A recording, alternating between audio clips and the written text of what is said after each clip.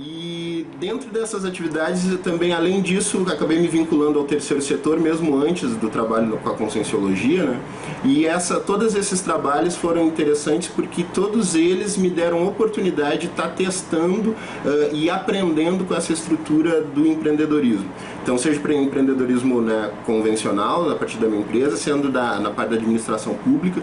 Para ter uma ideia, fui a pessoa que foi a responsável por fazer a primeira ação de conscientização no trânsito aqui no município de Porto Alegre, em representação desse órgão gestor, e dentre outras atividades. Essa atividade se transformou depois num setor hoje específico dentro dessa empresa pública.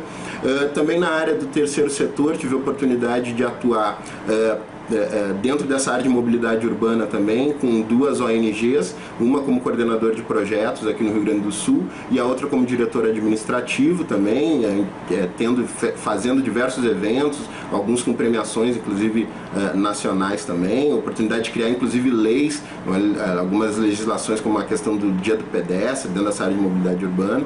E ainda no terceiro setor, outras experiências que eu acabei tendo foram dentro da área da geração de emprego e renda, né, uma ONG que trabalhava com a lógica de assessoria multiprofissional, então atuando nas atividades na área de economia popular solidária e diversas outras abordagens aí que trazem, né, dentro dessa relação do terceiro setor, me trouxeram uma grande experiência e oportunidade de colocar habilidades em prática, de empreender e trazer inovações de impacto social também. Eu acho que esse é um caso bastante interessante.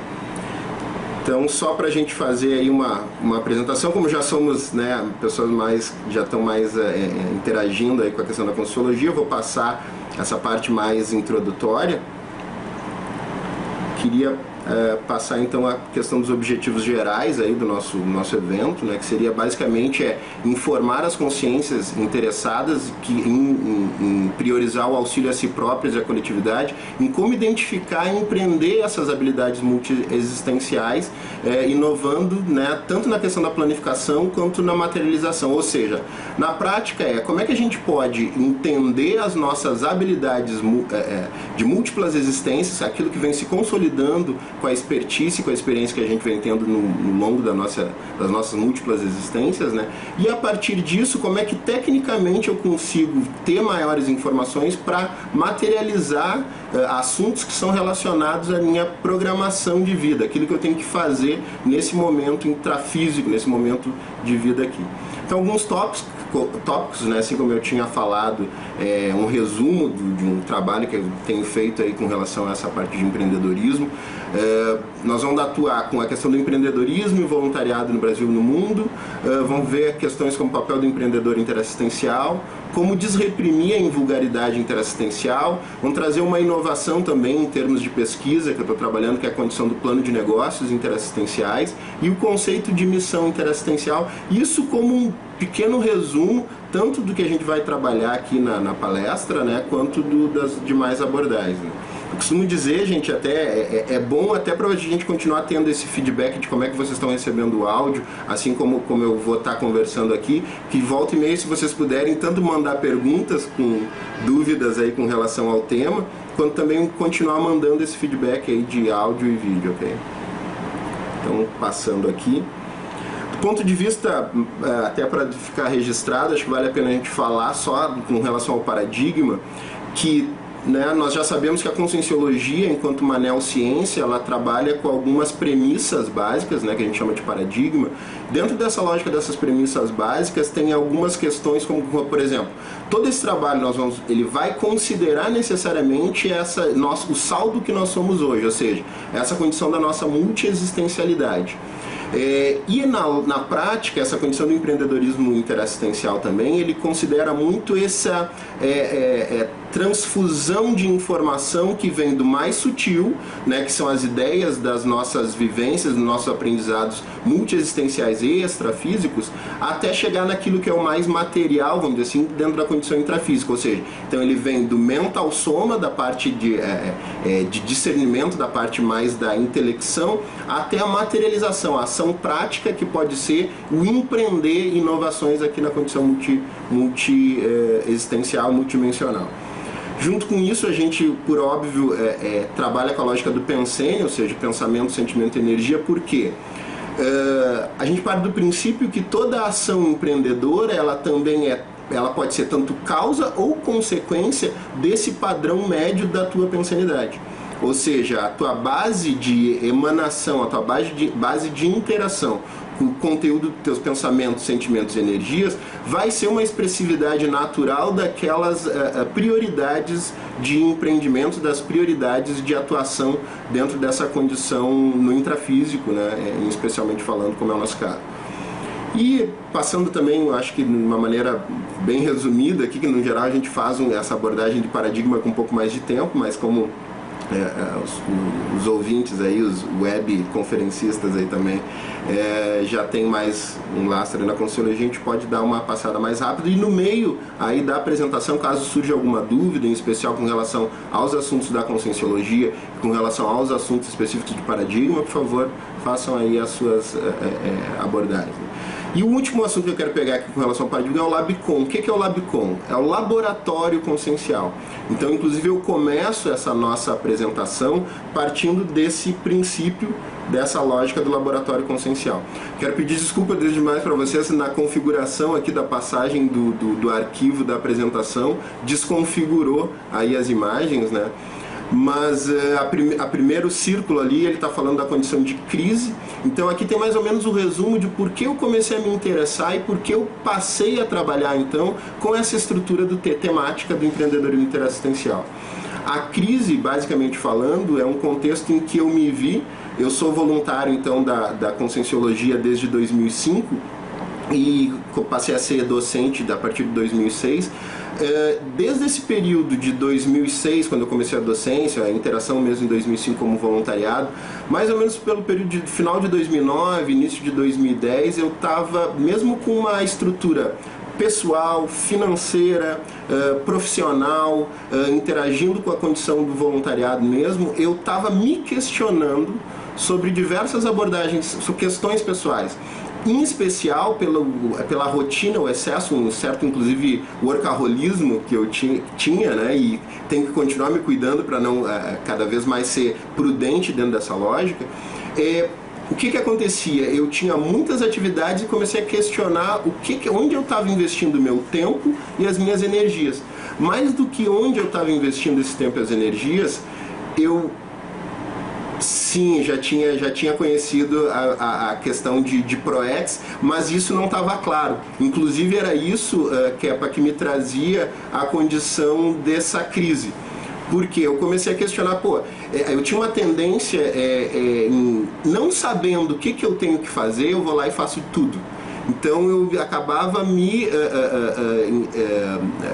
enchendo de atividades, né, colocando a minha agenda em toda a extensão dela para não perder nenhuma possibilidade. Então o que acabou acontecendo? Que com o tempo eu tinha muita atividade, mas o saldo do que eu estava vendo estava me trazendo desconforto. Então essa condição começou a me trazer uma crise bem profunda, né? E como também aí eu aproveitei a minha proatividade para fazer fiz uma proposta para mim mesmo no sentido de dizer o seguinte: bom, então eu vou fazer um aprofundamento dentro das minhas questões intraconscienciais. Então me propus a fazer uma rotina de cursos, né, inclusive das instituições conscienciocêntricas que nós temos aqui na Conscienciologia, né? E fiz cursos na Apex, fiz cursos na Evolucim, fiz cursos na Conscius, fiz cursos em diversas ICs, desculpe se eu me perdi alguma, no IPC, claro, também, que é a minha instituição onde eu tenho voluntariado. E dentro desses trabalhos todos, onde eu comecei a fazer esse aprofundamento, foi bastante interessante que a partir daí eu comecei a aprofundar um pouco mais sobre como é que funcionava essa condição justamente da pergunta aí, de o que significava a minha condição de programação existencial. Então eu comecei a aprofundar leituras, além dos cursos, começar a fazer autorreflexões.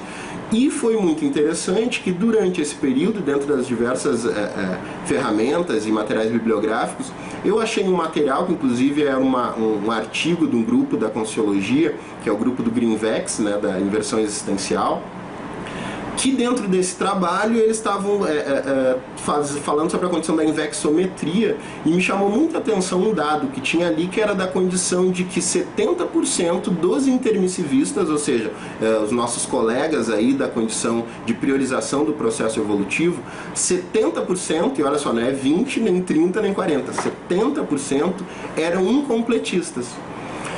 E essa lógica do incompletismo, muitas vezes a gente acaba percebendo, tanto empiricamente quanto mais tecnicamente, justamente porque tu tem uma série de estímulos dentro da condição diária da tua vida que acabam fazendo com que tu foque em diversas questões, em diversas atividades, mas não as mais prioritárias. Mas esse dado de 70% de incompletismo, para mim, ele foi acachapante. Para mim, ele foi bastante contundente.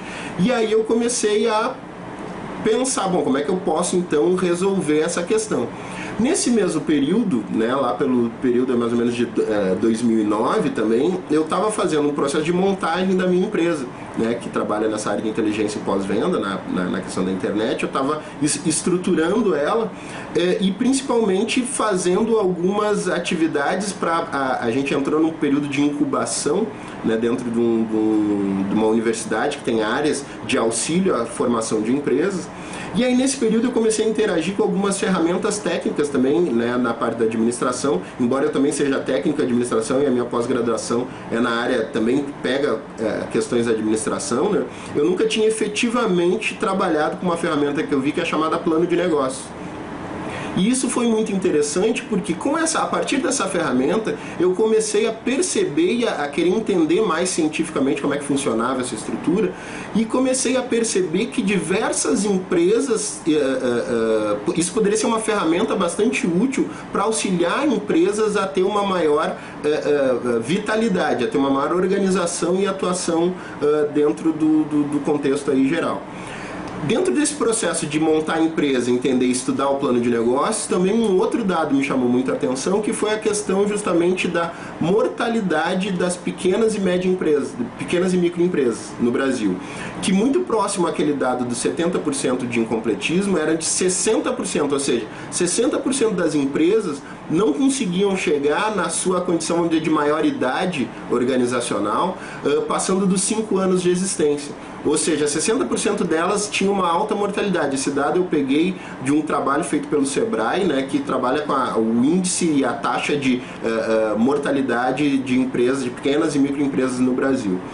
Então, com esse dado de que, bom, tu tem 60% de mortalidade de empresas, tu também está lá trabalhando com essa condição do 70% de incompletismo, eu com certeza cada vez mais ia me motivando a tentar entender o que poderia estar por trás dessas abordagens aí.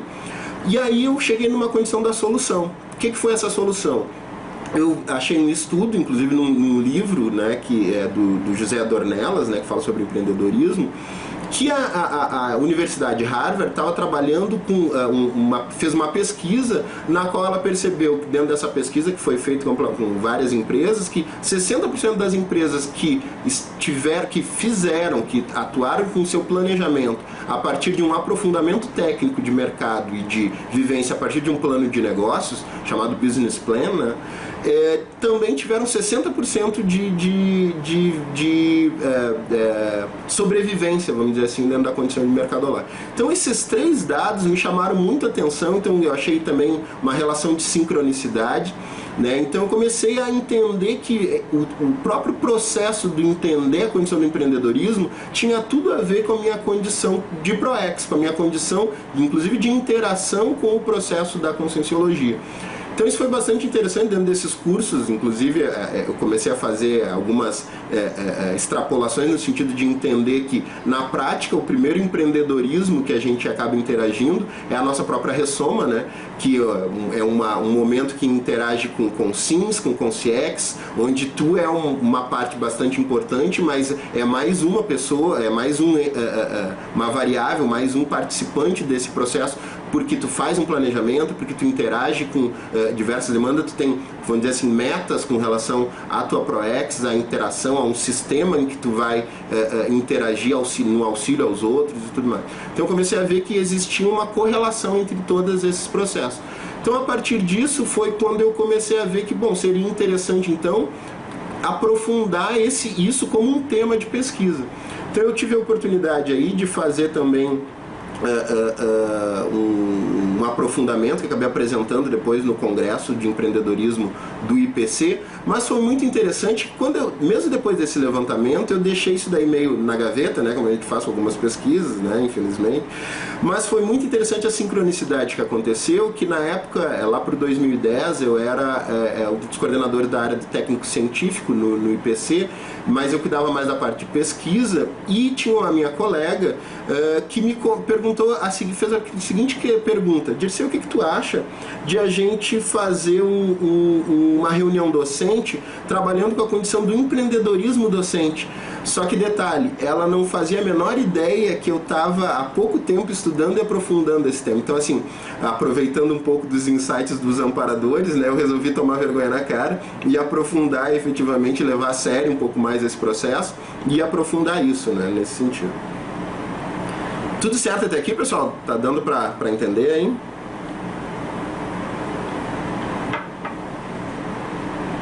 Então vamos seguindo aí adiante. Qualquer coisa, como eu falei, né, fiquem à vontade aí de fazer as perguntas.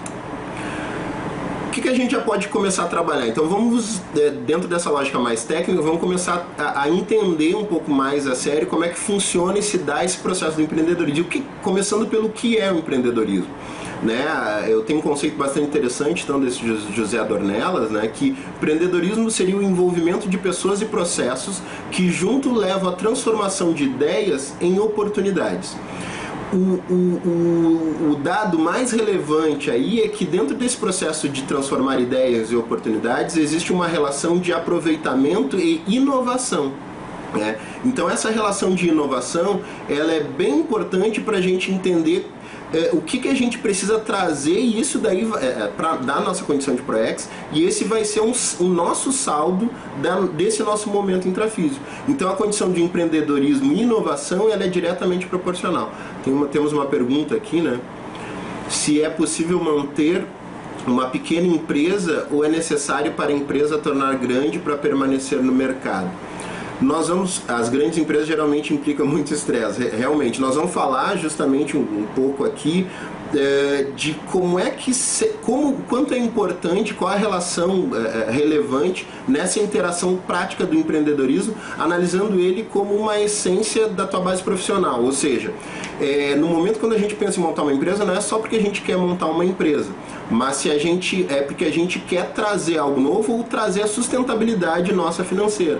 Então é interessante a gente ter algumas premissas de o porquê nós estamos fazendo isso, quando vamos fazer isso. Então nós já vamos tocar nesse assunto. Então, justo com isso, eu queria existe essa pergunta: vocês acham que existe diferença entre empresário e empreendedor? Então eu já faço a resposta nesse próximo slide. Que o que acontece dentro do aprofundamento da pesquisa que eu acabei vendo?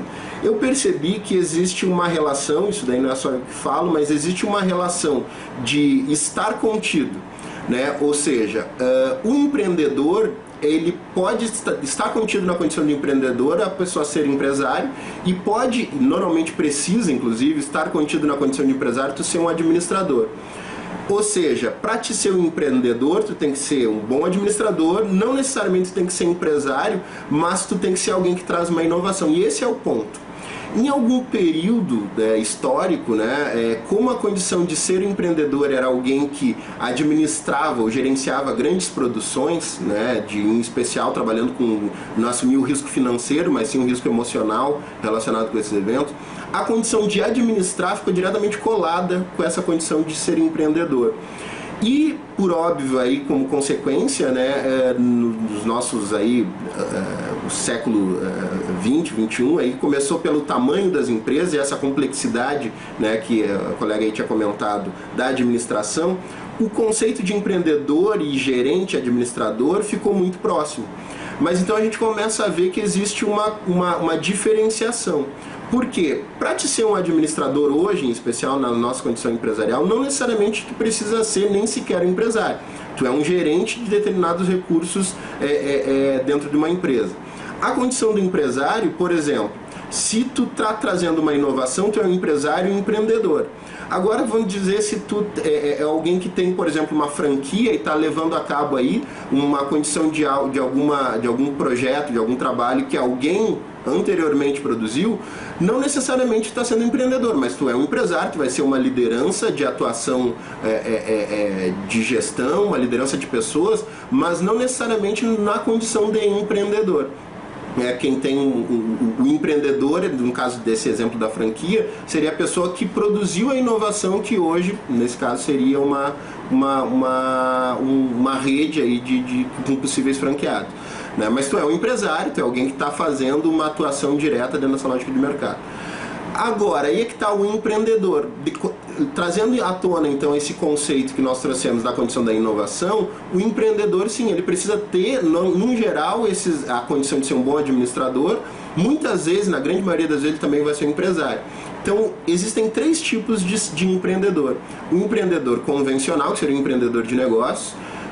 O empreendedor social, nesse caso, a atuação a partir da lógica do terceiro setor, pessoas que colocam então o seu tempo e a sua energia para materializar ações voltadas que tenham impactos sociais, estão considerando esse entorno social que está na volta delas, problemáticas sociais específicas, e estão montando soluções dentro dessa área. Né? E então essa terceira via aí da condição do empreendedorismo seria o empreendedorismo interassistencial, que é o tópico aí da nossa palestra, que em seguida nós já aprofundaremos mais, que tem a ver com essa condição especial da programação existencial. É interessante, inclusive, a gente começar a trabalhar e entender um pouco mais a figura, quem é essa figura chamada empreendedor, então, né, a partir de entendimento melhor da conceituação, que embora, como se diz, né, tenham várias denominações, tenham várias ideias do que seria um empreendedor, a principal acepção a esse termo é alguém que materializa, ou seja, como o conceito do Dolabella, né, que tem um excelente livro, inclusive fala sobre plano de negócio, que é O Segredo de Luiza. O empreendedor é aquele que busca transformar seu sonho em realidade.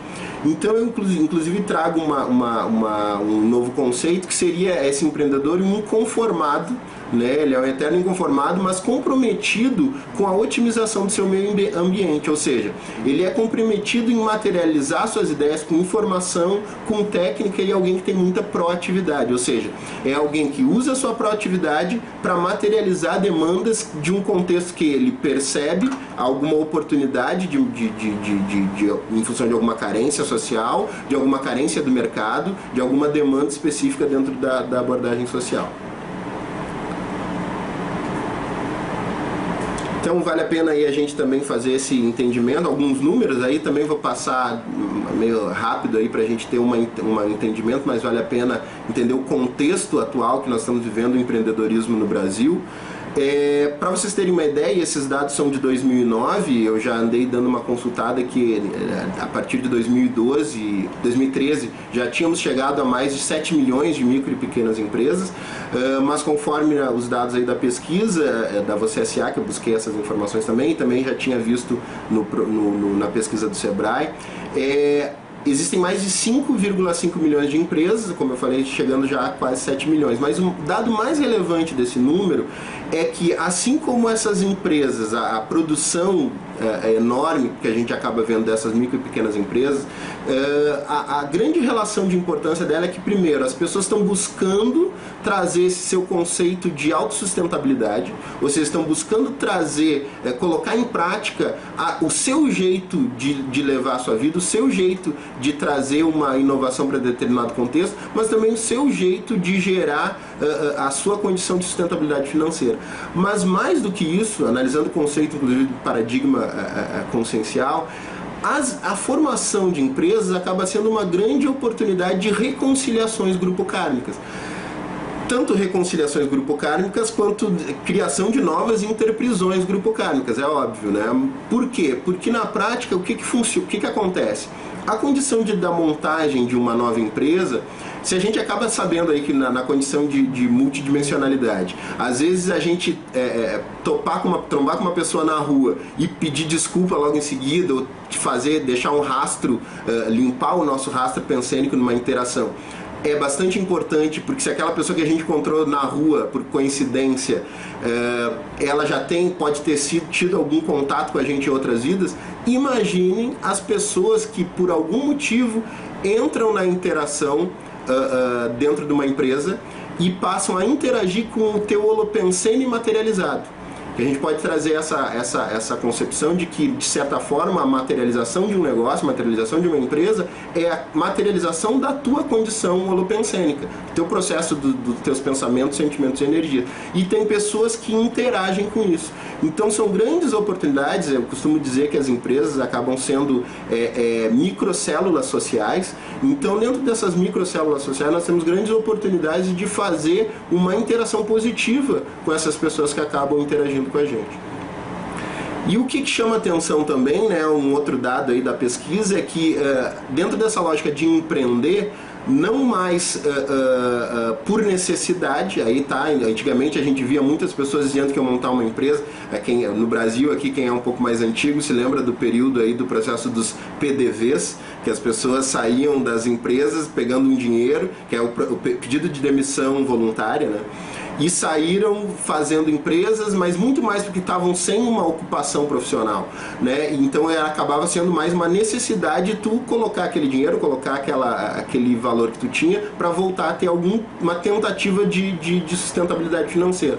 Mas hoje em dia, não só por necessidade, mas sim por oportunidade. As pessoas já estão vendo que a lógica do empreendedorismo pode ser uma oportunidade dela colocar habilidades em prática. Colocar habilidades em prática, colocar a sua forma de ver o mundo, trazendo uma inovação. Então esse contexto aí do empreendedorismo, ele é bastante interessante nesse sentido também. Um outro dado aí, que a cada 100 brasileiros, 15% estão envolvidos em alguma atividade empreendedora. Então esse é um dado aí já, inclusive, bastante próximo aí de países aí de primeiro mundo também. É bem interessante o que tem acontecido na última década aí do Brasil com relação ao processo de pensar em empreender, em pensar em inovar. E um outro dado é que, para a gente ter uma noção, inclusive, de contexto, que a gente tem uma tendência a pensar em empresas, pensar em grandes empresas, mas que as micro e pequenas empresas no Brasil totalizam 98% de todas as empresas no país e mais. Na realidade, mesmo sendo 98%, já participam de mais de 20% do produto interno bruto do país, ou seja, claro que a concentração maior da geração de riqueza nacional, não riqueza para as pessoas, né? Mas a riqueza nacional ainda está centralizada nas grandes empresas, mas 20% de um país, do PIB do país como o Brasil, sendo relegado, sendo trazido pelas micro e pequenas empresas, também é um número extremamente expressivo. E um outro mais expressivo ainda é que elas empregam 67% das pessoas no país. Então olha só o impacto social que existe nessa condição da formação das empresas também. Então tem alguns outros dados aí com relação à incubação dentro do país, e que já em 2009 as mulheres estavam despontando também na condição de produção e formação de empresas. Mas então, como eu tinha dito, que uma pessoa busca então trabalhar com a sua empresa, montar um novo negócio, porque ela está pensando em como se administrar a condição profissional. Aí nesse sentido, fazendo claro que assim, a gente está fazendo um resumo do resumo, né, que é a apresentação. Então, como eu disse, esse tema que é um curso, né, que o CL, o curso livre, ele tem 5 horas de curso, e que inclusive ainda é pouco, né, já às vezes que foi aplicado aí, as pessoas dizem, pô, podia ser mais e tal. Então a gente tem tema, assunto aqui que não esgota nunca. Mas um dado interessante para a gente falar é que quando as pessoas pensam em empreendedorismo a partir da lógica profissional, também vale a pena a gente entender por que a gente está pensando, o que a gente está pensando efetivamente nessa condição de profissão. Então eu trago aqui algumas questões norteadoras de desvio ou produtividade evolutiva da atuação profissional. E vale a pena fazer uma ressalva dessa condição da produtividade evolutiva, porque, olha, vejam bem, que eu não estou falando da condição profissional, uma condição de produtividade ou status.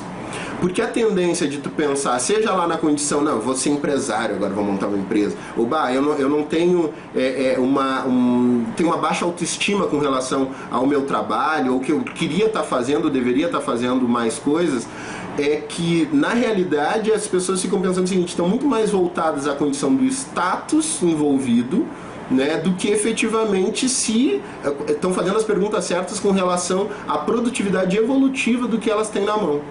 Então vale a pena levar em consideração, e aqui são algumas questões a pensar. A primeira, com relação ao processo profissional: você tem liberdade de ser você mesmo e expressar o que você pensa? Então esse é um dado bastante interessante, porque assim, a gente acaba vendo, e aí independe do ambiente que tu está, se é um ambiente de público, em termos profissionais, se é um ambiente privado, né, se é empresa, se é órgão público, porque às vezes tem empresas que têm um nível de incidência nas pessoas que elas não dão espaço à condição da essência dessas pessoas. Ela tem uma rotina, um planejamento, e que tu tem que única e exclusivamente seguir aquela estrutura. Na prática, o que? Tu não tem liberdade alguma, margem de manobra nenhuma para trabalhar com o teu nível de personalidade, com a tua condição essencial, que nós vamos trabalhar com um tema mais adiante, que é o que um termo que eu uso bastante no tema de pesquisa, que é invulgaridade, ou seja, aquilo que é essencialmente teu, né, que é aquilo que é algo positivo dentro da tua condição consciencial. Uma outra coisa que a gente pode se perguntar também em termos de mobilidade seria assim: qual a compreensão e mobilidade pessoal que eu tenho para poder alterar o status cosmoético do ambiente que eu estou envolvido? Ou seja, muitas vezes a gente está envolvido em alguns locais que não eram, mas passam a ter algumas abordagens anticosmoéticas, e na prática acontece que nós não temos margem de manobra nenhuma, nós não conseguimos atuar e incidir. Então aquele não é um lugar efetivamente positivo para te estar envolvido. Agora, se tu tem possibilidade de ter uma incidência, de fazer uma estrutura para limpar aquele contexto, aí sim passa a ter uma melhor percepção daquele ambiente. Uma terceira condição é o seguinte: quais os indicadores de existência da relação assistência versus aprendizado? Ou seja, ok, em algum período, em algum momento, eu realmente me percebia com a necessidade de estar interagindo com aquele ambiente profissional, porque primeiro eu estava fazendo assistência, tinha assistência, demandas de assistência muito importantes para fazer, e segundo, eu estava aprendendo muito. Isso é fato hoje? Né, dentro da minha baliza do que eu estou vivendo na minha condição empregatícia, profissional ou empresarial. O contexto de assistência versus aprendizado é constante, é crescente, né, então somente é um outro indicador a considerar. Um outro é o seguinte: eu consigo estar no pique máximo do meu processo interassistencial ou eu estou perdendo o timing de realizações proexológicas importantes? Ou seja, eu fico tão arrebatado das minhas demandas da condição profissional, seja ela no contexto empresarial, seja ela no contexto de empregatício, em que eu não estou conseguindo ter tempo para chegar naquilo que é o que mais importa, que são as minhas demandas de programação existencial, são as minhas demandas de assistência. Como é que está esse contexto para mim? Então isso é importante também avaliar. Você profissionalmente faz algo que qualquer um poderia fazer no seu lugar e está deixando de fazer algo que só você poderia estar fazendo. Então esse é um dado também interessante, porque isso daí tem a ver com a essencialidade e com a oportunidade que tem, em especial também, porque muitas vezes tu está tirando a oportunidade de outras pessoas crescerem num ambiente em que tu já está fazendo com o pé nas costas, como a gente fala. Então esse daí também é um time interessante para avaliar. Uma outra questão que é a da autonomia, que é o seguinte: o soldo financeiro que eu estou recebendo, ou seja, o quanto eu recebo efetivamente pela ação profissional que eu estou fazendo, ela é um indicador também do nível ou subnível da condição da minha profissão, né? Então eu poderia estar em ambientes que eu poderia estar, inclusive financeiramente, ganhando mais. Claro que nesse caso eu não estou trabalhando com o contexto financeiro único e exclusivamente, que é isso que eu comecei falando. Às vezes a pessoa só se apega a isso. Não adianta de nada ela trocar um ambiente onde ela tinha todos esses outros processos aí muito bem estabelecidos por uma questão única e exclusivamente financeira, e aí ela não vai ter liberdade consciencial, vai estar interagindo no ambiente anticosmoético, não vai estar conseguindo dar atenção às demandas de assistência proexológica que ela teria que fazer. Mas o dinheiro também, tanto com todas essas outras abordagens calçadas, ele também é um indicador, inclusive daquilo que tu tá tendo no sentido de saber trabalhar com o giro do dinheiro. O giro do dinheiro entra e ele passa a ser um recurso também para a condição da tua ProEx. Então, inclusive, é interessante analisar que dentro do ponto de vista empresarial a gente percebe que e proexológico também, né? A gente percebe que o dinheiro muitas vezes traz mais problema do que solução. As pessoas se perdem em condições de robotização ou em condições de interação patológica, muito mais pela condição de excesso de dinheiro do que pela falta.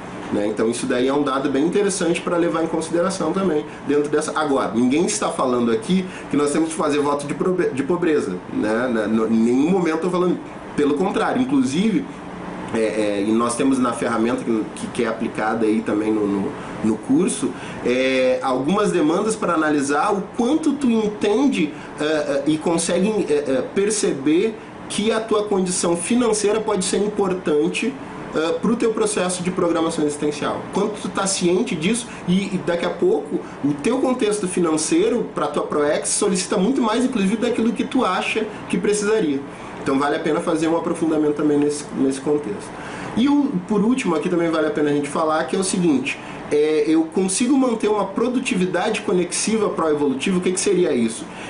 Todas as ações que eu estou fazendo, elas estão convergindo para um princípio, para uma essência de produtividade evolutiva, ou seja, porque a gente tem limites somáticos, limites conscienciais, limites de tempo, nós temos diversas limitações com relação às possibilidades que a gente pode fazer. Então o que vale muito a pena é a gente analisar como eu priorizo coisas. Então, dentro dessa priorização, uma técnica bastante interessante é tu definir um foco central, uma diretriz central de atuação e fazer com que todos os teus esforços, toda a tua forma de colocar o teu tempo e a tua energia estejam convergindo para essa estrutura, para esse contexto de produtividade conexiva. Temos também mais uma pergunta aqui. Ao conhecer a ProEx, é fácil saber exatamente que direção profissional tomar ou não tem tantos detalhes? Então, muito boa pergunta. O que a gente percebe? O contexto profissional, seja ele empreendedor, empregatício, ele é uma ferramenta da condição da ProEx. A essência básica da ProEx é assistência. Então, tu tem que estar muito claro se na tua condição de assistência tu está colocando as tuas habilidades em prática, daquilo que tu tem de melhor, e nesse sentido tu está fazendo com que os teus ambientes profissionais, né, estejam interligados a esse processo. Então esse é a principal demanda. A tua ProEx, ela não vai vir, você tem que se formar, pode até vir, né? Você tem que se formar em tal, mas mais importante do que isso é que nível de assistência eu estou conseguindo fazer no ambiente profissional que eu me coloquei. Então é um pouco das perguntas anteriores ali, algumas das questões anteriores que a gente comentou. Não sei se fui claro aí na questão, mas vamos conversando aí também um pouco mais sobre isso. Então, a gente começa a ver que, assim como eu disse, né, que o ambiente empresarial ele pode ser uma grande oportunidade de reconciliações grupo-kármicas, assim como ele também pode ser um grande problema de trazer, muitas vezes, questões de interprisão, né, grupo-kármica. Então, tu tem que estar lúcido para ver, para interagir com esse ambiente. Mas o que a gente começa a ver? Que hoje em dia já estão havendo, de certa forma, novas opções. Né? A lógica colaborativa, de certa forma, que o mundo está interagindo, em especial em função das oportunidades que a internet vem trazendo, que também ela é neutra, né? Assim como ela traz grandes oportunidades, também traz grandes problemas, mas analisando pela lógica da oportunidade e pelo conceito de mundo que nós estamos vivendo, esse mundo colaborativo está fazendo com que as pessoas comecem a deixar um pouco aquela lógica American Way of Life e começar a olhar para o seu semelhante, começar a querer participar, interagir, auxiliar as pessoas. Então eu trago aqui alguns exemplos de o quanto isso daí no mundo também tem atuado, né? Por exemplo, tem o termo chamado crowdsourcing, né? Que tem a ver com a questão de várias pessoas. Então é a interação colaborativa a partir de várias pessoas. O exemplo disso são softwares livres como o Linux, né? A condição da Wikipedia também, que tem uma interação de conhecimento colaborativo extremamente útil para todos nós. Quem já não se utilizou da informação extremamente confiável, inclusive, né, com relação ao que existe na Wikipédia, devido à condição das verificações que são feitas por diversas pessoas no mundo todo, né? Inclusive ela passa a ser muitas vezes não só confiável, quanto mais atualizada do que muitas enciclopédias que a gente tem aí e com relação a outros ambientes fixos de conhecimento, né? Um outro termo bastante interessante é a condição do crowdfunding, né, que, ou seja, com relação a financiamento, ou seja, o financiamento coletivo. Então nós temos sites aí como o Queremos, o site Catarse, que são sites que trabalham com o auxílio a ideias de pessoas que têm a lógica de auxiliar mais pessoas.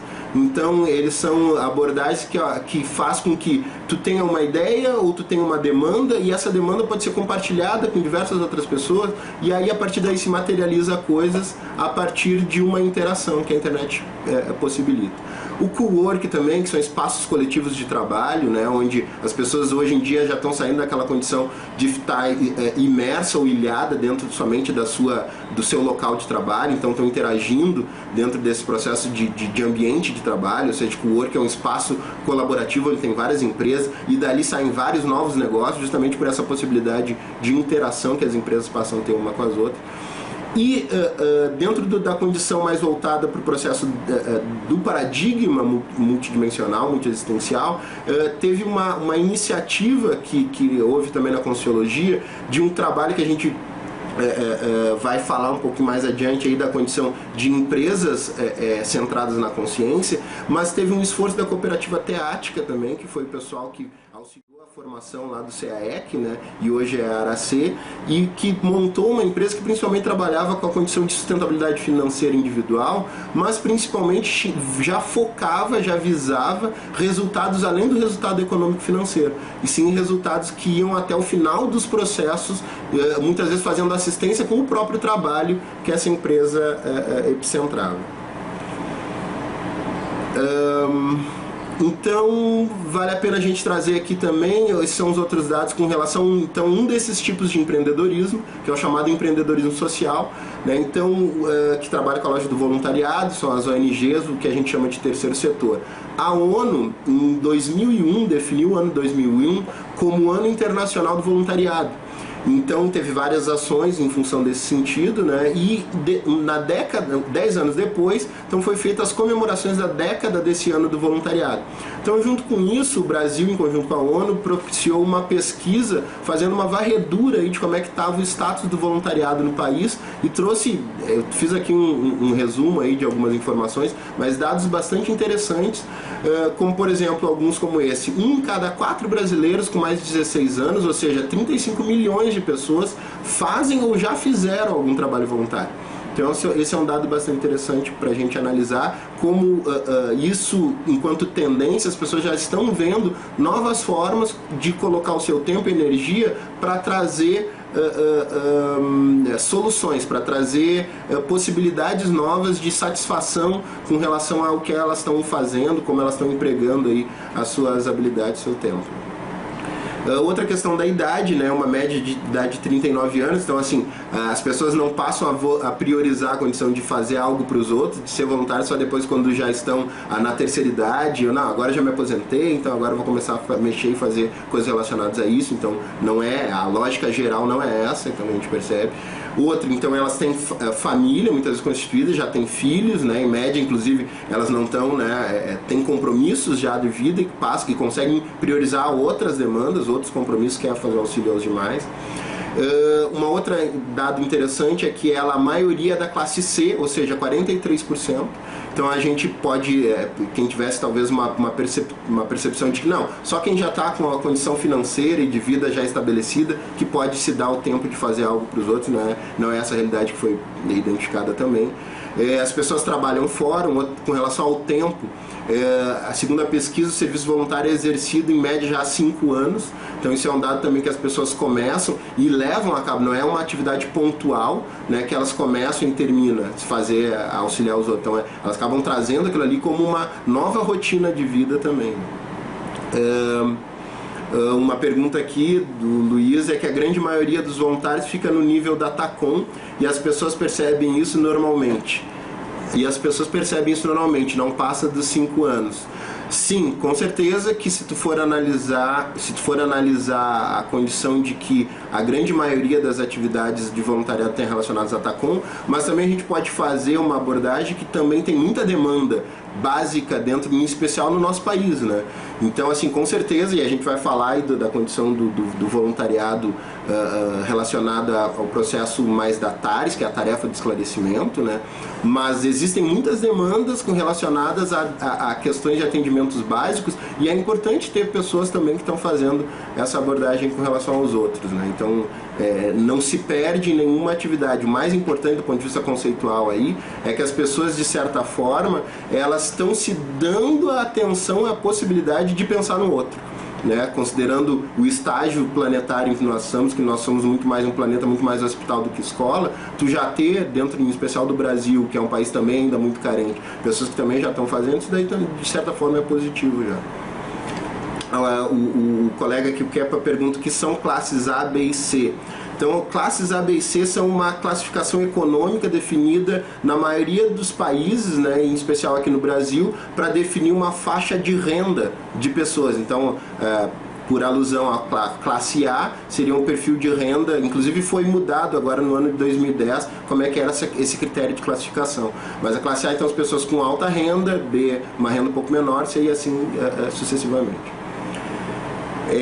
Luiz também fala aqui que é importante mudar o foco para a TARES, mas os próprios voluntários percebem, surgiu aqui, percebem que apenas acolhem, mas não resolve. Sim, inclusive, esse é um dado bem interessante, mas claro que preferível a TACOM do que nada, isso mesmo, Luiz. Inclusive, esse é um dado que, dentro da lógica do tem as suas próprias experiências, acaba sendo muito importante, né? Eu também, como eu disse, participei de atividades relacionadas muito à questão do terceiro setor e ONGs, e muito do que eu percebi era que, sim, ajudava pontualmente, mas a demanda do problema, ela era permanente, e quando não crescente.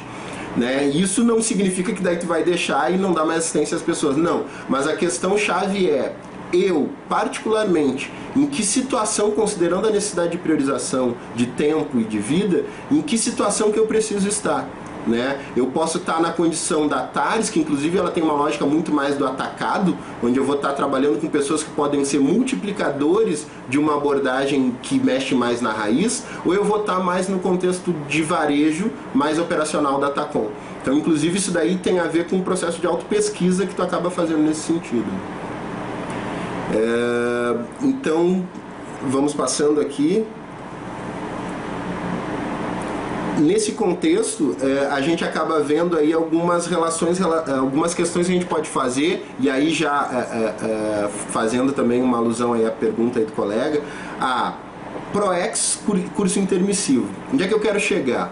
O que é ProEx? Todos nós sabemos que, né, todos nós temos ou já tivemos aquela sensação interna de uma bússola que está batendo, querendo te mostrar um norte, e que tu não fica, muitas vezes não fica muito claro para qual é esse norte, o que é o que precisa ser feito. A lógica de pensar assim é que, bom, se tu tem uma percepção de um norte, uma percepção de que tu teria algo para estar fazendo, significa que, de certa forma, esse algo a estar fazendo já foi uma demanda, tu já se comprometeu com essa abordagem. Então tu só pode ter uma sensação que tu tem algo para fazer se em algum momento tu se predefiniu isso. Então essa condição da ProEx, ela é muito importante identificar, porque é uma essência e que pode alinhar a tua condição de vida para te deixar inclusive com mais ânimo para fazer coisas.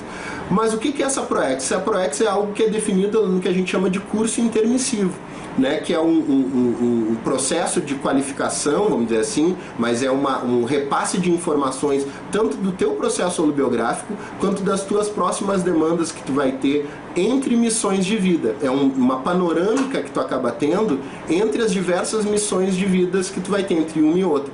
Então, no período extrafísico, tu passa a ter um momento em que tu vai estar interagindo com informações para planejar, então, tentando identificar as demandas mais assertivas do que tu precisaria fazer nessa próxima missão de vida. O que é legal de perceber disso? Na verdade, aqui a gente não tem como fazer a animação, né? Mas era para ser uma pergunta, mas eu já dei a resposta no slide, né? Então, era essa condição de ProEx e curso intermissivo, elas trazem um outro contexto chamado autorrevezamento holobiográfico. O que seria isso? as demandas que tu pode e deveria estar priorizando a partir dessas múltiplas vidas. Ou seja, se nós somos um saldo hoje, o que nós viemos priorizando, o que é essencial ser priorizado, né, dentro de uma lógica já evolutiva, uma lógica lúcida desse processo da assistência. Então essa condição de tu ter algo para fazer, tu planejar esse algo dentro de um momento intermissivo e tu conseguir fazer com que isso daí venha crescendo ao longo dos tempos, é a tua demanda do contexto de autorrevezamento. E o que tu vai estar fazendo com essa colocação de energia e consolidação desses processos? O teu especialismo interassistencial. Então, dentro dessa lógica do especialismo interassistencial, a gente começa a ver então que justamente isso. Então a gente começa a focar nisso que a gente chama de empreendedorismo interassistencial, que é na prática a atuação desse especialismo interassistencial. Por quê? Porque o empreendedorismo é a ação interassistencial, é a ação lúcida da consciência que focaliza a otimização das suas invulgaridades e recursos conscienciais, visando o atendimento e materialização das demandas auto- e heteroassistenciais com relação à ProEx. O que é otimização? Otimização é a atuação mais racional, né, e produtiva de recursos que tu tenha. Isso é otimizar. Quando tu faz isso, otimizando as tuas invulgaridades, o que são invulgaridades? São as tuas habilidades, algo muito bem consolidado em ti, né? Tu está otimizando o que tu tem de melhor em termos de recursos conscienciais, tu está qualificando, tu está priorizando, tu está alinhando melhor nisso. Nesse sentido, tu vai estar fazendo o atendimento tanto às tuas demandas, seja autodemandas, quanto heterodemandas de assistência. E isso é o que vai propiciar a condição do completismo existencial. Então, na prática, aí, a gente tem outros sinônimos como materializações proexológicas, negócios interassistenciais e por aí vai, né? A gente acaba fazendo um resumo aqui do tema nesse sentido. Quem seria, então, um empreendedor interassistencial? O empreendedor evolutivo interassistencial, costumo dizer que é a definição que eu acabei montando a partir desse estudo, que já vai para os seus quarto ano, que é um ectoplasta organizado e proativo. Por que um ectoplasta? Né? Na lógica de tu ser um empreendedor, é alguém que materializa inovações, né, que se sustentam inclusive ao longo do tempo e que inclusive não dependem somente dele enquanto empreendedor original para continuarem sendo aplicadas. Então, ectoplasta, o que é? Vem de ectos, né, que é o mesmo que exo, que é de fora, né, e plasma, que é molde. Então é alguém que consegue, pela exteriorização da sua ideatização, pela exteriorização das suas energias, materializar, moldar inovações. Então esse é basicamente, então por isso que o empreendedor é um ectoplasta organizado e proativo. Então é alguém que constrói negócios interassistenciais a partir de seus próprios planejamentos intermissivos, ou seja, ele vai lá, é proativo o suficiente para materializar isso. O mais bacana desse processo é que ele passa a ter um aprendizado que é autodidático evolutivo. Então esse é um contexto de grande ganho dessa condição de trabalhar e se perceber como alguém que já está priorizando. O empreendedor interassistencial, na prática, ele busca ter cada vez maior lucidez para entender o que são essas demandas de curso intermissivo, essas demandas proexológicas, para poder ter essa condição de materialização. O colega pergunta aqui, ectoplasta é metafórico? Sim, na realidade eu estou fazendo uma alusão dessa condição de materialização, considerando que ectos vem de ser para fora e plasta, né, é molde. Quem consegue colocar, exteriorizar e moldar inovações, novidades, é um ectoplasta. Ou seja, um empreendedor, como ele faz isso, ele é um ectoplasta organizado e proativo. E aqui eu tenho mais abordagens, né, com relação, mas eu trabalhando aí os conceitos de conscienciometria que eu pude fazer, sou muito grato à condição da conscienciometria, no sentido de tudo que ela pôde me auxiliar nos processos de reciclagens intraconscienciais também. Acabei definindo, claro que é uma relação que eu pego de autopesquisa, mas nesse período de aprofundamento da pesquisa eu pude começar a ver que existe uma relação em outros colegas de curso intermissivo de algumas variantes conscienciométricas que são de base de causa, não consequência, mas elas são causais e antípodas, elas são um ponto e um contraponto.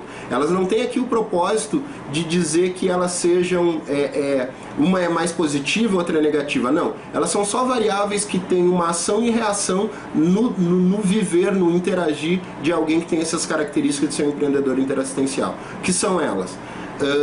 É alguém que pratica atares gerando autonomia e autocrítica, ou seja, tu vai lá fazer essa lógica da tarefa do esclarecimento, mas tu vai buscar, quando fazer isso, trazer para as pessoas cada vez mais autonomia, que elas tenham essa autovigor no seu entendimento da sua ProEx. A partir disso, como? Pela autocrítica. Mas, ao mesmo tempo, isso não é só isolar a pessoa. Quando a pessoa precisa, o empreendedor interassistencial, ele é um arrimo assistencial, ou seja, é alguém que dá todo o apoio necessário para alguém que, de fato, está com um interesse sincero na Recim. Então ele é alguém que vai às últimas consequências querendo dar o apoio para uma pessoa, ou seja, ao mesmo tempo que ele auxilia ela a ter autonomia, ele está junto lá quando precisa para fazer a reciclagem profunda e mais necessária.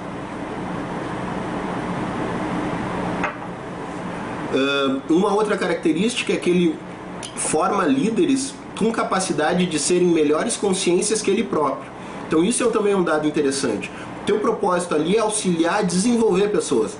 Tu quer realmente, tu precisa ter uma relação sincera de fazer que as pessoas que estejam do teu lado, elas aproveitem o que tu pode dar de melhor e ao mesmo tempo tu auxilie elas a crescerem cada vez mais, né? Por outro lado, ele é uma pessoa que muitas vezes acaba marcando posicionamento beirando a arrogância, porque é alguém que é vertical, tem uma tendência a ser vertical. Ele tem foco e vai lá, acaba tendo esse foco e sustenta essa lógica do foco muitas vezes que tem. Então, ao mesmo tempo que ele forma liderança, ao mesmo tempo ele é alguém muito bem posicionado dentro dessa lógica de enquanto líder também. Ele possui transparência e abertismo para feedbacks e acariações, por outro lado tem dificuldade de ouvir, então também tem essa lógica muitas vezes de que alguém que tem aquela vontade javalínica, vamos dizer assim, que identifica um foco e vai às últimas consequências, né? É uma heterocrítica assistencial e cuidadosa contra uma heterocrítica feroz, ou seja, alguém que sabe o impacto que o processo da crítica positiva, construtiva pode fazer. Mas então ele procura chamar alguém que tenha uma possibilidade de abertismo para a interação e dar essa heterocrítica.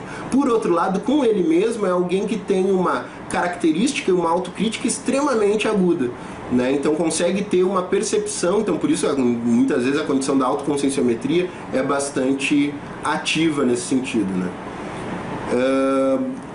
Temos uma pergunta aqui, acho que tem a ver com outro slide ainda, que é com relação ao ectoplasma mental. Eu não sei te dizer, na lógica do metafórico, o que eu vejo que essa relação do empreendedorismo é uma relação, sim, muito mais de densificação, vamos dizer assim. Tu tem a abordagem mental, né, de ideatização, de aproveitamento de determinada oportunidade, mas é essencial que aquilo ali seja materializado. Então tu faz uma caminhada em prol de não só ficar dentro da condição da racionalização. Não sei se eu entendi bem a questão aí, mas né, qualquer coisa a gente vai aprofundando também dentro dessa lógica. Mas na prática o empreendedor interassistencial é ectoplasta, organizado e proativo, porque ele materializa coisas, né? Esse é o que eu acho que é o mais... não era a pergunta, tá? Então, seguindo aqui a nossa demanda, então ele é alguém que acessibiliza a informação e não barateia atares. Teve um antes aqui, né? Ele foca no trafora das consciências, mas conhece muito bem os próprios trafares, então de novo a questão da autoconscienciometria. Ele é um estimulador da autocrítica, visando a inovação e a antidogmatização e antiburulatria. Esse é um dado extremamente importante, que tem muito a ver com a condição daquela geração da autonomia que ele auxilia. Por outro lado, ele tem muitas vezes uma força presencial com alguns elementos até de autoritarismo. Mas por quê? Porque ele é alguém que se posiciona, né? Dentro de uma lógica de repasse, de certa forma, de um exemplarismo, ele, na condição de se posicionar, ele auxilia as pessoas a serem assim também, né? Ele, dentro da lógica da liderança, um empreendedor interassistencial que está cada vez mais lúcido, não vai querer ter pessoas que sejam bajuladores, por exemplo. Porque essa condição vai fazer com que tu tenha na tua volta pessoas que estão mais interessadas em te ver como um guru ou líder do que efetivamente alguém que quer aprender com aquilo que tu tem de positivo. E é isso, tendo esse repasse, e sempre fazer, muito mais pelo exemplarismo do que pela inculcação e incidência, já está de muito bom tamanho. Outra condição, então, em função disso, ele é alguém que acessibiliza a informação, por outro lado, não barateia atares, né? Então esse é um dado interessante. Reconhece os benefícios e o conforto emocional da TACOM, porém não se preocupa com a massificação da assistência. Então esse é um outro dado interessante. Claro que percebe a condição, inclusive vai ter inteligência contextual suficiente para entender quando não é o momento de uma TARES mais ativa, quando é o momento de dar o ombro mesmo. Por outro lado, ele não é alguém que baseia a sua atuação interassistencial nisso. Como a gente tinha comentado, a diferença da TARES da TACOM. Ele baseia a sua interação assistencial na tarefa do esclarecimento. Por isso ele não se preocupa com a condição da massificação da assistência. Outra questão, ele entende e atua com a frieza técnica e a imparcialidade da ciência, porém esclarece e assiste no acolhimento das próprias energias, né, que tem muito a ver com o que eu tinha falado anteriormente. Então sustenta a dureza do androssoma, porém tenta acessar com habilidade, consegue a sensibilidade do ginossoma, ao contrário também. Busca ter uma atenção dividida e uma determinação focada e aloca suas energias na sustentação operacional, porém ele é alguém que faz, porém mantém uma visão estratégica e inteligência contextual sempre.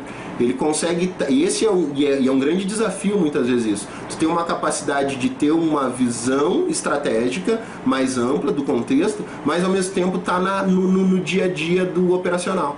Então esses são aprendizados, né, que todos nós estamos tendo aí e queremos chegar cada vez mais numa qualificação nesse sentido. Então, falando dessas relações conscienciométricas do empreendedor, então interassistencial, a gente começa a ver um item chamado invulgaridade. Então, que são as suas habilidades, são as suas características conscienciométricas. Então, acabei trabalhando com um conceito que é o termo chamado invulgaridade interassistencial. Inclusive, até acabando aqui o nosso trabalho aí da conferência, eu vou voltar a interagir com um verbete que já foi aprovado com esse mesmo tema, que é a invulgaridade interassistencial, quero apresentar. Mas o que é, em síntese, a invulgaridade interassistencial? É o megatrafor da consciência.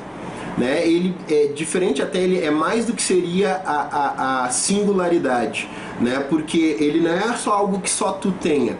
Ele é algo que outras pessoas inclusive pode ter, mas em ti ele é muito bem consolidado. Então ele condensa de certa forma um aprendizado holossomático e multiexistencial que a gente tem. Então ele com toda essa expertise, com toda essa consolidação, existe uma lógica que ele seja a matriz interassistencial da consciência. Sendo assim, ele é o sustentáculo, ou seja, ele é a base do teu empreendedorismo interassistencial. Então essa é a abordagem, de certa forma, o tema empreendedorismo interassistencial, ele se embasou, ele se estruturou em cima desse eixo chamado invulgaridade interassistencial. Então, para isso, é extremamente interessante que tu entenda e tenha essa visão autoconscienciométrica de si mesmo para cada vez mais ter uma capacidade de aprofundar isso, de deixar fruir, né? E aí eu falo na fruição, que é diferente de fluidez, né? No sentido de irromper essa invulgaridade interassistencial, que ela é um trafor, ele é um mega trafor, ela é algo que te puxa para frente e de uma maneira extremamente importante, extremamente contundente. Então o que acontece? No momento que tu entende o que é empreendedorismo interassistencial e entende que tu tem uma base, um sustentáculo que é a tua invulgaridade, considerando a lógica lá de técnica, de produção, de planejamento, de sistematização para ter uma boa evolução do teu processo de empreendedorismo, tu vai buscar fazer o processo de planejamento. Então, o primeiro trabalho lá que eu fiz, né, quando eu cheguei confirmando uma hipótese de que será que instrumentos da administração e do empreendedorismo convencional poderiam auxiliar então os intermissivistas a ter um melhor saldo da condição dessa programação existencial, acabei trazendo o contexto adaptativo da questão do plano de negócios das empresas para o plano de negócios interassistenciais. Vale aqui até fazer uma ressalva, né, que alguém pode pensar, pô, mas usar a palavra negócios para a lógica da assistência e tudo mais. E eu também eu poderia estar usando, sei lá, empreendimentos interassistenciais, projetos, né, mas me chamou a atenção que ela poderia criar, inclusive, uma empatia para pessoas que já estão interagindo com esse métier dentro da lógica do empreendedorismo. Então seria, de certa forma, um gancho de empatia com esses nossos colegas intermissivos, mas ao mesmo tempo também fui aprofundar o que significa a palavra negócio, e negócio significa negar o ócio, ou seja, extremamente vinculado e assertivo com a relação do processo da proatividade. É do latim nec mais optium. Então, assim, de fato é isso que é necessário para a condição da materialização do seu empreendedorismo. É tu negar o ócio, não no sentido de virar um workaholic, mas no sentido de colocar habilidades em prática, ser proativo. Então, qual é a lógica disso? Se vocês se percebem na condição de ser um intermissivista, isso daí é uma pergunta que cada um vai fazer para si próprio, né? E se identifica, então, isso tudo que a gente falou, que é o empreendedorismo interassistencial, ou seja, a materialização na sua ProEx, o interessante é que seja, então, proativo para buscar materializar essas demandas. Como eu tinha falado lá, essa condição do planejamento, ele auxilia muito a tu ter uma diretriz geral daquilo que tu está fazendo. Então, fazendo também, de certa forma, um cunho adaptativo, assim como existe a missão organizacional, a missão das empresas, né, existe também agora a condição da missão interassistencial. O que seria a missão interassistencial? É a centralização dos conceitos e objetivos proexológicos delineados desde o curso intermissivo, visando a recuperação de unidades de lucidez, auxiliando na consolidação intrafísica do conteúdo norteador da ProEx em prol da materialização de negócios interassistenciais. Conceitualmente é isso. Na prática, o que significa isso? Significa que tu tem uma diretriz geral, um norte essencial daquilo que tu vai te propor a fazer. Então, inclusive, volta aquele conceito que eu tinha falado da condição da produtividade conexiva. Tu centraliza, tu sabe o porquê tu tá fazendo, o que tu quer fazer e para onde tu tá indo. Esse é o mais certo. E aí tu vai priorizar, e às vezes na condição da priorização, priorizar não é só hierarquizar dentro de uma listagem que eu quero fazer. Muitas vezes priorizar é inclusive tu abrir mão de coisas. Então, dentro dessa lógica de abrir mão, tu vai aproveitar esse norte, essa diretriz centralizada, que é a tua missão interassistencial, para colocar em prática os teus empreendedorismos. Gente, eu queria fazer uma parada aqui para pegar de novo aí o feedback de vocês, como é que tá indo até aqui. Eu tô me vendo falando um pouco mais rápido, mas é tanto essa condição que às vezes dá um delay aqui do contato que a gente faz na condição web e também do tempo, que é curto aqui que a gente tem, né? Mas tá tudo certo? Tá tudo bem até aí?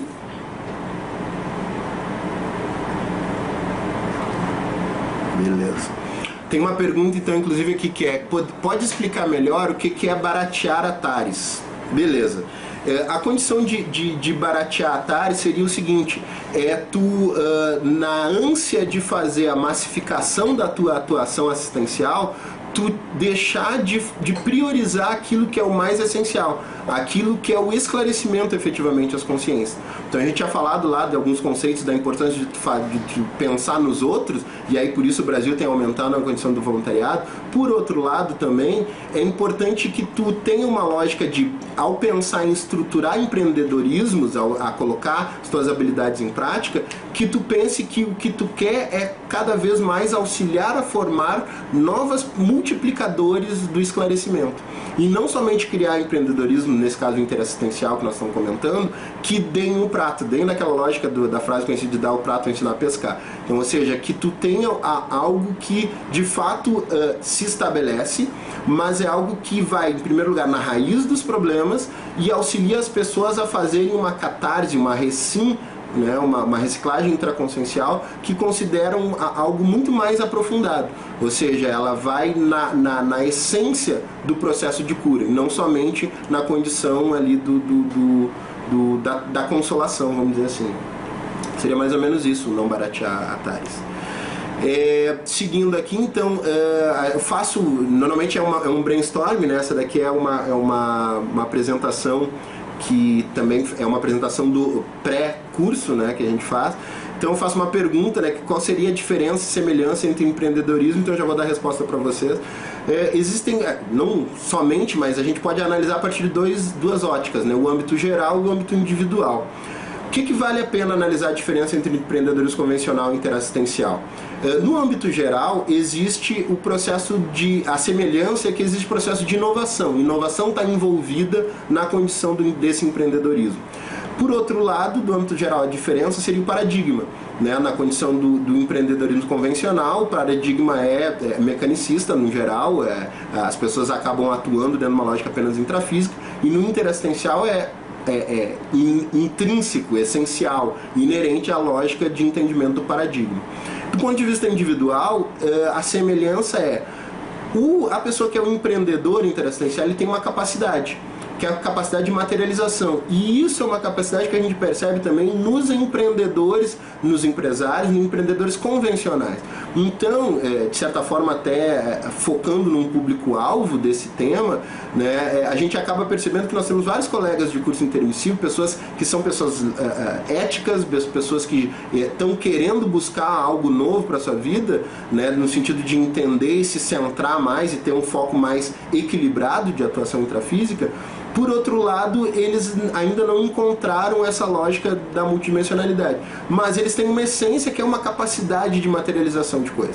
Então isso daí é uma semelhança bem interessante que a gente pode transpor.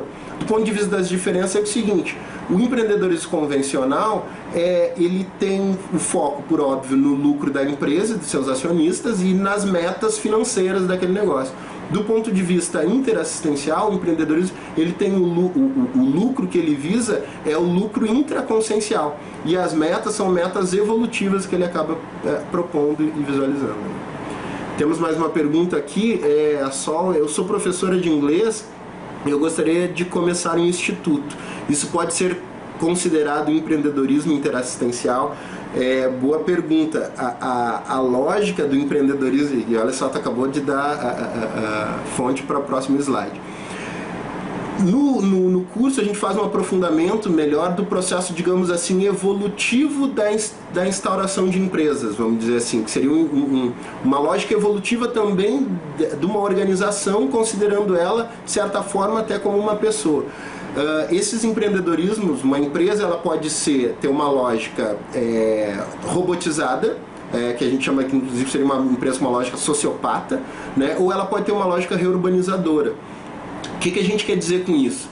A lógica sociopata e robotizada é aquela que foca única e exclusivamente nas metas e inculca todas as pessoas que interagem dentro daquela empresa somente dentro da questão da lógica capitalista, financeira. E ela nem só não quer, como não vai te dar espaço, muitas vezes, para pensar no que seria o ideal do ponto de vista social, do ponto de vista de colocar habilidades mais evolutivas à tona. Inclusive, se ela precisar ser anticosmoética, nesse sentido, ela vai ser. Por outro lado, a lógica reurbanizadora é aquela empresa que já começa a atuar pensando no meio ambiente, no ambiente social em que ela está inserida. Ou seja, é alguém que quer auxiliar na condição da reurbanização do grupo social em que ela está envolvida. É uma empresa que já vai muito mais pela ótica de pensar da responsabilidade pública, né? E eu digo responsabilidade pública porque tem até alguns autores que fazem uma diferenciação de responsabilidade social e responsabilidade pública. Responsabilidade social seria um termo muito abrangente para uma empresa. Uma empresa atua com públicos. Então, até mesmo para a sua lógica de impacto social, seria interessante identificar públicos para essa atuação. Então, o que a gente vê? Existe um crescendo. Então, a gente faz um aprofundamento ali que são empresas a grande diferenciação de tu dizer que teu negócio ele é mais uma empresa centrada na consciência ou menos, é uma empresa que começa a ter uma lógica de gestão e de pessoas na atuação dela cada vez mais lúcidas do contexto do paradigma consciencial. Paradigma conscienciológico. Então, na tua pergunta, só se um instituto seria, depende desses, digamos assim, graduações que ela acaba tendo, que vai de uma empresa de conscienciologistas, empresas com conscienciologistas, até uma empresa centrada na consciência, como a gente está no slide aqui, que seriam ambientes intrafísicos centrados na produção de bens ou serviços, solucionadores de demandas mercadológicas interconscienciais, ou seja, ele vai focar em materializar produtos ou serviços que vão atender uma condição de inovação ou mesmo condições de assistência, né? E aí eles vão materializar produtos interassistenciais. Então a lógica da gestão e a lógica das pessoas que estão fazendo aquela empresa já partem desse princípio. Então são organizações humanas produtivas que visam lucro, sim, então isso é o conceito de empresa, inclusive, né? Porém elas são centradas na consolidação da interassistencialidade cosmoética, né? Inclusive elas vão atuando o seu público, né, a partir dessa lógica. Cada vez mais elas vão buscando fazer assistência em todos os processos. Como o Instituto de Inglês pode ser uma empresa reurbanizadora? Então, como eu falei, tanto na condição de tu começar a identificar públicos-alvo e tu fazer ações que tenham impactos sociais que qualificam aquele ambiente social que tu está inserido. Nesse caso, por exemplo, dando uma abordagem mais prática, dentro do Instituto de Inglês tu criar bolsas, né, para pessoas que estejam em condições de marginalidade social, ou à margem da condição social, por exemplo. Né? Isso daí, pode dizer, mas isso daí não parece... Não, pelo contrário. A condição inerente ao processo educacional é algo que qualifica a consciência dando um up nela. Então, no caso específico da pergunta que tu fizesse, né, do teu curso do Instituto de Inglês, eu acho que é uma abordagem...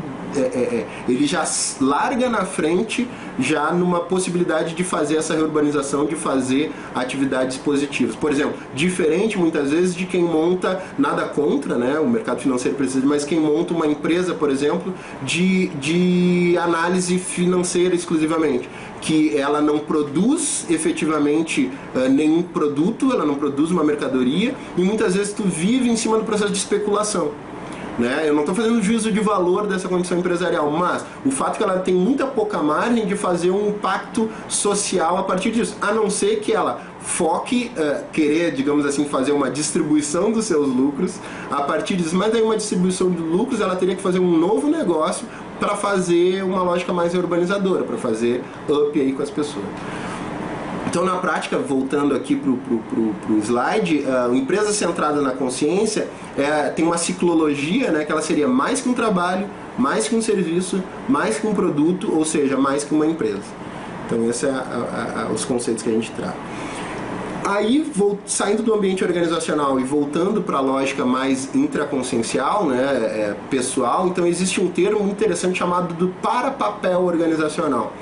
Então, o que seria o para-papel? É a condição expressa da atuação intrafísica discreta, porém extrafísica e energeticamente ostensiva na ação da solução e condição cosmoética de determinado contexto dentro de uma organização. E aí, quando eu falo organização, é empresa, é uma ONG, um órgão público, qualquer ambiente profissional que pode ter um para-papel organizacional.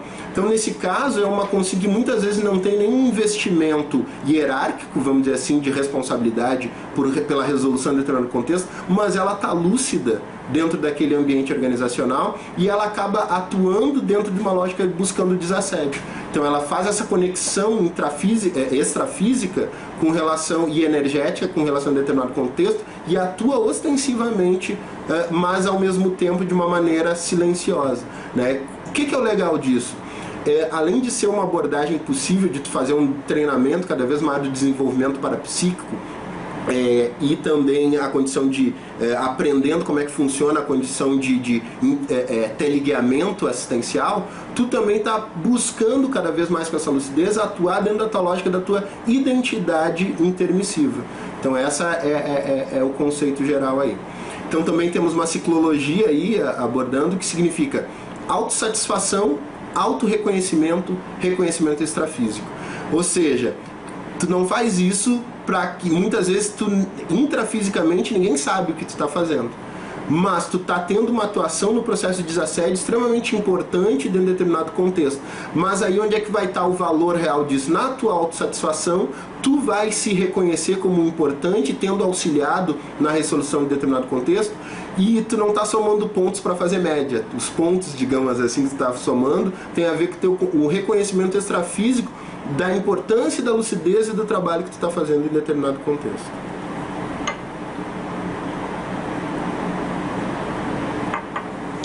Então, gente, já de certa forma, o Luiz tem uma pergunta antes de eu passar aqui para a próxima. Quando é possível a Consim da abertura, realiza uma sessão das 10 normais de cada processo de coaching. Dirijo a atenção do cliente para as autocorrupções que a pessoa está mantendo. Perfeito, eu acho que essa percepção que a gente pode ter e cada vez maior lucidez em todas as interações e relações que a gente tem dentro da nossa condição intrafísica é o mais sério da lógica de quem é o empreendedor interassistencial. Quando tu empreende, tu materializa inovações, mas o contínuo dessas inovações tem processos. Nesses processos tu vai ter diversas oportunidades para estar fazendo assistência, para estar fazendo TARES, para estar fazendo auxílio às pessoas. Então a gente começa, de certa forma, a ser mais perceptivo, a aproveitar todas as oportunidades que a gente busca estar mais lúcido, principalmente quando a gente está no contexto organizacional. Para isso, um detalhe, Luiz, que eu te comentaria, e aí tu deve com certeza ter essa noção em função da questão de coaching, é que o quanto mais informado e lúcido tu tiver do ambiente interno, seja de gestão, ou seja da condição de planejamento e público-alvo e diretriz da empresa que tu está trabalhando, melhor. Porque tu consegue, inclusive, alinhar e perceber se existem consciências amparadoras temáticas daquele holopensene de trabalho. Então isso é um dado bem interessante que a gente acaba tendo algumas experiências nesse sentido. Tu começa a se envolver holopensenicamente com o ambiente quando cosmoético de determinado negócio, e aí tu passa a ter também insights para trazer a qualificação dessa condição de gestão para as pessoas. Isso é um dado que acontece muito, principalmente para quem tem a oportunidade de trabalhar na área de serviços, né? Ele fala que muitas vezes não dá para inserir, mas quando dá eu tento fazer. É isso aí, é aproveitar as oportunidades mesmo. Gente, então assim, chegando aí no final aí da nossa apresentação, deixa eu ver se tem mais 5 minutos. Chegando no final dos slides, mas a gente vai continuando aqui as nossas abordagens. Na prática, o empreendedorismo interassistencial quer trazer essas abordagens para te ter uma análise individual, de entender o que tu precisa entender de ti, ou seja, as tuas invulgaridades interassistenciais, para poder deixá-las terem essa irrompimento, para poder colocá-las em prática, mas ao colocar em prática é muito importante que tu tenha essa noção estratégica, ou seja, como é que eu posso me planejar cada vez mais para poder fazer com que esse meu empreendimento interassistencial ele se sustente, inclusive, ao longo do tempo. Mas, em essência, a gente pode dizer que o grande empreendedorismo interassistencial que nós, pessoas que passamos por um curso intermissivo, temos hoje para a condição de implementação no planeta, é a condição da própria materialização e implantação do paradigma consciencial. E vejam bem que eu estou falando muito mais a lógica do paradigma consciencial e a lógica da assistência a partir da TARES do que especificamente uma IC específica ou não. Isso também está dentro. Mas o que eu estou falando na lógica do empreendedorismo interassistencial é cada vez mais nós sermos referência, né, e aproveitando e alvo também, de certa forma, de um exemplarismo, na condição de ser alguém que busca pensar no outro e busca inovar, fazer coisas, implantar atividades relacionadas a esse processo, em especial voltados ao paradigma consciencial. Por quê? Porque na base isso significa mostrar para as pessoas que existe muito mais além da condição puramente intrafísica delas. Do contexto intrafísico, muitas vezes do contexto de robotização que ela está envolvida, muitas vezes do contexto de limitação de expressão consciencial que as pessoas na nossa volta estão envolvidas. Então a implantação do paradigma consciencial ela é essencial nesse sentido. Ela vai auxiliar as pessoas a partir de uma lógica de reeducação cosmoética, como o próprio conceito diz. O que é o mega empreendimento conscienciológico?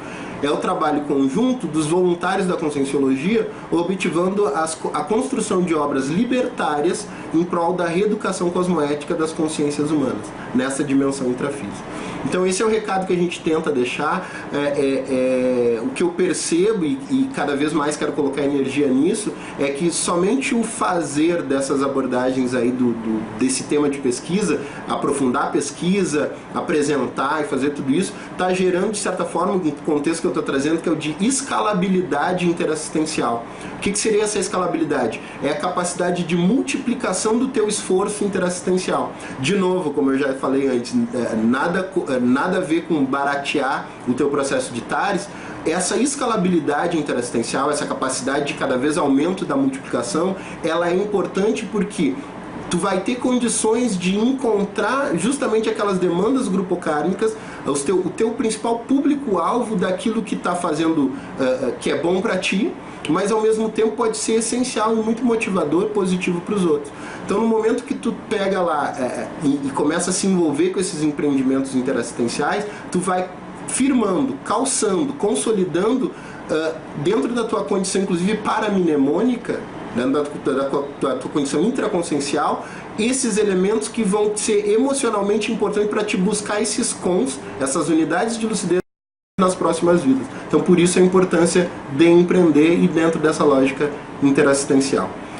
Pessoal, chegou pontualmente aqui no nosso tempo. Eu queria agradecer a paciência de vocês aí de ter escutado o nosso tema, pedir desculpa muitas vezes pela aceleração aí da forma de trazer, que é muito conteúdo. Para vocês terem uma ideia aí, o curso em si, nem no curso eu consigo trazer todas as informações muitas vezes que a gente acabei pesquisando com relação ao tema. Essa pesquisa com certeza tem um potencial de crescer aí talvez para um livro, mas eu conto com vocês aí nas próximas oportunidades aí de poder estar interagindo cada vez mais. Peço obrigado a PEX também por ter feito esse convite.